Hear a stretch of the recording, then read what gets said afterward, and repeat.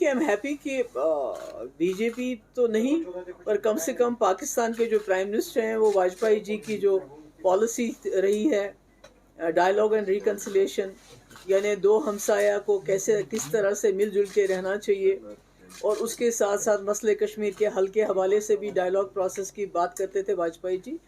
تو یہ اچھی بات ہے کہ کم سے کم جو ہمارا ہمسایہ ملک پاکستان اس بات کو سمجھتا ہے. بی جے پی والے اس پالیسی کو نگیٹ کرتے ہیں، بلکہ جو جموں کشمیر، جو ہم جیسی جماعتیں جموں کشمیر کا جو اسپیشل سٹیٹس ہے اس کے ارد گرد جموں کشمیر کا ایک سلوشن چاہتے تھے، اس کو بھی بی جے پی نے انڈو کر کے اس کو بھی اسکریپ کر کے انکانسٹیٹیوشنلی اس مسئلے کو اور زیادہ پیچیدہ کیا ہے.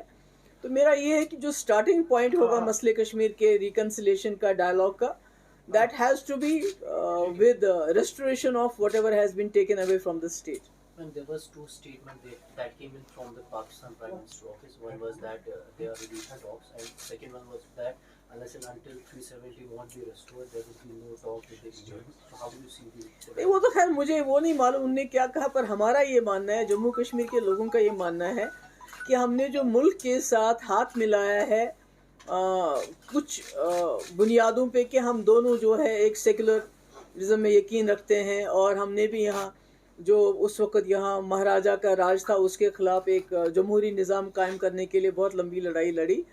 تو ہمارا یہ ماننا ہے، پی ڈی پی کا یہ سمجھنا ہے کہ جموں کشمیر کے مسئلے کا حل جو ہے وہ کانسٹیٹیوشن کے اندر ہوگا، اور کانسٹیٹیوشن نے ہی ہمیں ایک اسپیشل سٹیٹس دیا تھا اس ملک کے، اور جو آپس میں دونوں ملکوں کے رشتے ہموار ہو جائیں، اچھے ہو جائیں، راستے کھل جائیں اور راستے کھلیں، آواجابی ہو، ٹریڈ ہو، باقی چیزیں ہوں، تو وہ ہمارا پی ڈی پی کا ماننا ہے کہ اس میں ریکنسلیشن اور ڈائلاگ جو واجپئی جی بار بار کہتے تھے اس کے علاوہ کوئی چارہ نہیں ہے. میم جو ریسنٹ آرڈرز آئے ہیں اسٹریٹ لینڈ کو کی ایوکشن کو لے کر، اس پہ آپ کیا کہیں گے؟ کیونکہ دور دراز علاقوں میں، دیہی علاقوں میں اس طرح کی جو زمین واپس لینے کا جو پروسیس ہے وہ شروع ہوا ہے اور عام لوگ سفر ہو رہے ہیں. دیکھیے میں نے پہلے بھی کہا ہے کہ جب بھی کوئی قانون بنتے ہیں وہ لوگوں کی ویلفیئر کے لیے بنتے ہیں، بھلائی کے لیے بنتے ہیں، پر یہاں جموں کشمیر میں ہم دیکھ رہے ہیں 2019 کے بعد جتنے بھی قانون یہاں لائے گئے ہیں ان کو ہتھیار کی طرح استعمال کیا جاتا ہے یہاں کے لوگوں کے خلاف. all the laws, all the rules have been weaponized and they are used against the people of the J&K. ان کو ڈس امپاور کرنے کے لیے، ان کو ہیوملیٹ کرنے کے لیے اور ان کو پنش کرنے کے لیے.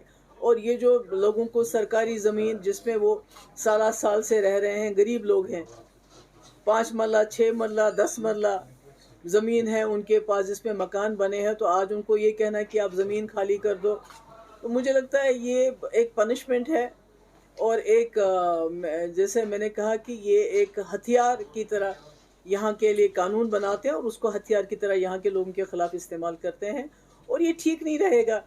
کہ مجھے لگتا ہے کہ گورنمنٹ آف انڈیا جو ہے جموں کشمیر کے لوگوں کے صبر کا امتحان لے رہی ہے. تو ایک وقت عنقریب آنے والا ہے کہ جب یہاں کے لوگ جو ہیں اور کہتے ہیں نا اس سے زیادہ برداشت کر نہیں پائیں گے.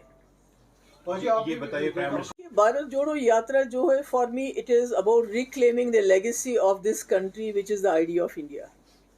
بھارت جوڑو یاترا جو میرے لیے وہ معنی رکھتی ہے کہ کانگریس پارٹی کی جو ایک اسٹرگل رہی ہے اس ملک کو نہ صرف آزاد کرنے میں بلکہ اس ملک کو ایک سیکولر ڈیموکریٹک کنٹری بنانے میں ہے، جس کو بی جے پی اس وقت تار کرنے پہ تلی ہوئی ہے، جس کانسٹیٹیوشن کو وہ برباد کرنے کے اوپر تلی ہے.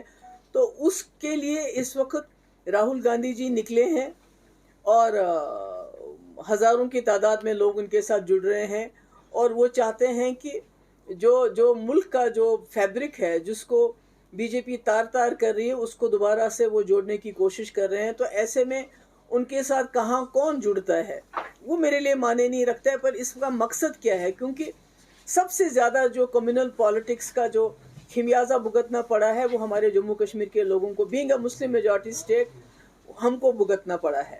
Being a Muslim majority state it was we who decided to be a part of secular democratic India in spite all odds. تو آج ہمارے ساتھ وہ سلوک ہو رہا ہے. تو اس لیے جو بھارت جوڑو یاترا ہے یہ میرے خیال میں اس کے بغیر اور کوئی آپشن نہیں تھا کنٹری کے پاس. कोई ऑप्शन नहीं था कांग्रेस के पास जो उनकी लेगेसी है idea of India, secular India, democratic India, उसको रिक्लेम करने का। तो इसलिए हम इस भारत जोड़ो यात्रा को वेलकम करते हैं और इसमें पार्टिसिपेट भी करेंगे। Thank you. आज से बहुत साल पहले उन्होंने एक तादाद बताई थी कि जो पिलग्रिमेज की होनी चाहिए वो 4,000 या 4,500 से ज़्यादा नहीं होनी, वही ना 4 और 5,000 के बीच में होने चाहिए जो वहाँ जाएं। और जो पहले घोड़ों पे जाते थे, पालकी में जाते थे, पैदल जाते थे, तो जो एनवायरनमेंट है उसका भी बचाव होता था। तो ये मैं खाली अमरनाथ यात्रा के लिए या वैष्णो देवी के लिए नहीं कह रही हूँ। आप खुद ही देख लीजिए गौमुख ग्लेशियर जो है वहाँ की यात्रा को कैसे रेगुलराइज किया गया है। वहाँ 400-500 से ज़्यादा लोग जा ही नहीं सकते हैं और गौमुख ग्लेशियर के अंदर नहीं जा सकते हैं, डिस्टेंस पे रहते हैं। तो यही बात मैंने कही कि जो जोशी मठ में हुआ और जिस तरह से वहाँ के एनवायरनमेंट के साथ खिलवाड़ किया गया, जो 4 धाम की सड़क बना के बाकी चीज़ें कर के टनल्स खोद के वहाँ के लोग इस वक्त पावर प्रोजेक्ट बना के वहाँ के लोग इस वक्त मुसीबत में हैं।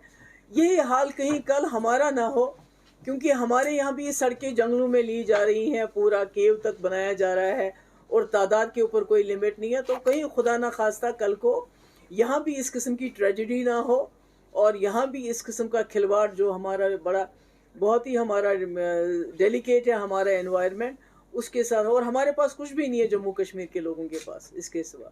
तो अगर उसके साथ भी खिलवाड़ करेंगे तो यही होगा, नतीजा यही होगा। हम लोग जो है कश्मीर के लोग, मुस्लिम मेजॉरिटी कम्युनिटी जो है, हम अपनी जगह हमेशा हमें अफसोस होता है एक मलाल है दिल में कि हमारे पास एक मिनिस्क्यूल माइनॉरिटी थी कश्मीरी पंडित्स की और हम उनको यहाँ के जो बंदूक है मिलिटेंट की उससे बचा नहीं सके। ये हमें मलाल है।